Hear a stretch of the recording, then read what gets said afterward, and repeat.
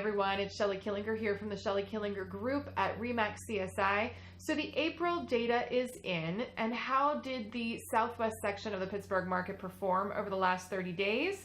That's the question we're going to be answering today. So let's take a look at these numbers. If we take a look first at the number of active properties on the market, that is our inventory level. And you've heard me talk a lot about that lately, about how inventory levels are so low. So in the month of March, we had 688 properties active for sale. That's in the southwest section of the Pittsburgh market only. This month, however, at the end of April, we had 749 properties active for sale. So it is nice to start seeing those inventory levels ticking up a little bit, but I have to say they're not ticking up nearly as much as we would like. Our buyer demand is currently far outweighing our current inventory. That's why you're seeing houses fly off the market. That's why you're seeing bidding wars and multiple offers. So if you have ever had thoughts of selling, I feel like I say this every month, but I'm going to say it again. If you've ever had thoughts of selling, it really, truly could be an opportunity for you in this particular market, given that we have no inventory on the market and that buyer demand is still high.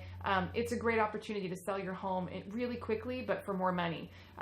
So if you have questions about that, of course, give us a call, but it could be an area of opportunity for you. So that's about a little bit about our inventory levels. And again, we are seeing those tick up a little bit, but we would like to see them tick up quite a bit more.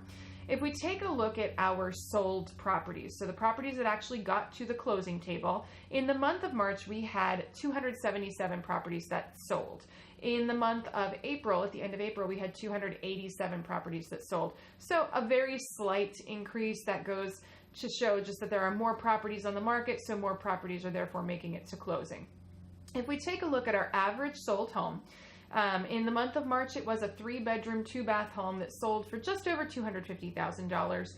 In the month of April, it again was the average sold home was a 3-bedroom, 2-bath home, and it sold for $237,680. $237,680. So that's not an indication that our purchase prices are decreasing. That's more of an indication that probably that price range got a little bit more action in the month of April than it did in the month of March.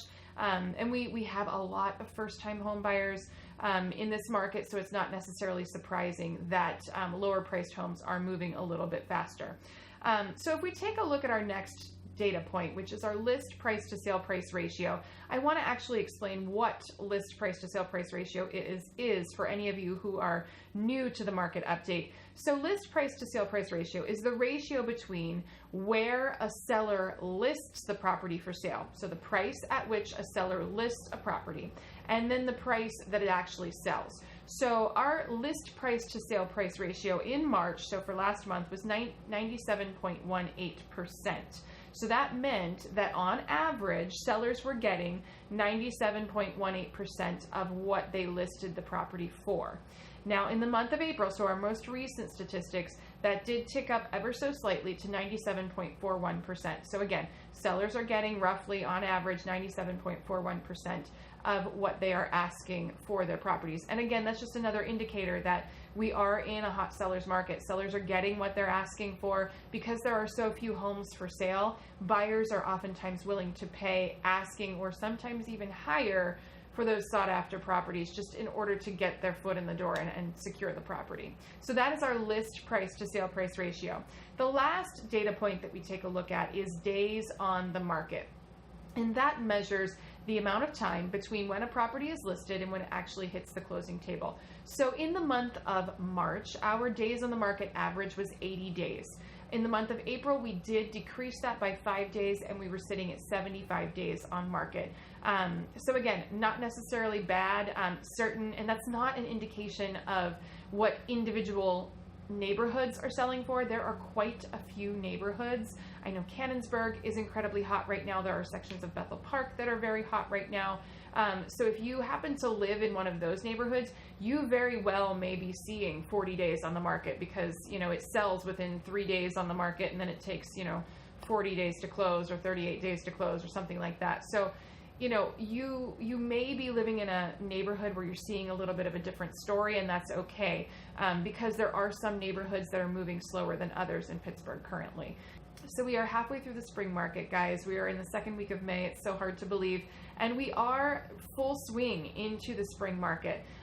Generally speaking, this time of year, we're seeing more properties come on the market. We are seeing more buyer activity. This is typically speaking when people want to buy and sell homes, is the spring market. In Pittsburgh, generally speaking, we top out, or we hit our peak in our market in June, and then we start to have what we call a summer slump.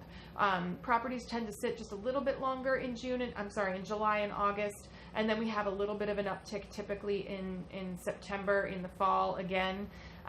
But this year there is some speculation as to whether or not we will see that summer slump, because buyer demand is so high and inventory levels are so low. There is some talk that perhaps our hot market may continue a little bit longer, and we won't have that summer slump this year of July and August being a little bit slower. So it will be interesting to see. So if you've had thoughts of selling, typically we would recommend definitely list before June. But this year, you might be able to have that hot market still throughout the summer. So that is yet to be told. But that is your market update today, guys. Of course, if you have any questions, please do feel free to post them in the comments down below. We love answering your questions. We love hearing your comments. Give us a thumbs up, some hearts, some likes. Show us some love in the comments section if you liked the content of this video. And of course, don't forget to subscribe if you don't want to miss out on our weekly market updates and our weekly educational videos. So that is all for today, guys. Thank you so much for watching. See you next time. Hey, if you liked that video and you want to learn more about the real estate market or about buying and selling real estate, be sure to hit the subscribe button down below.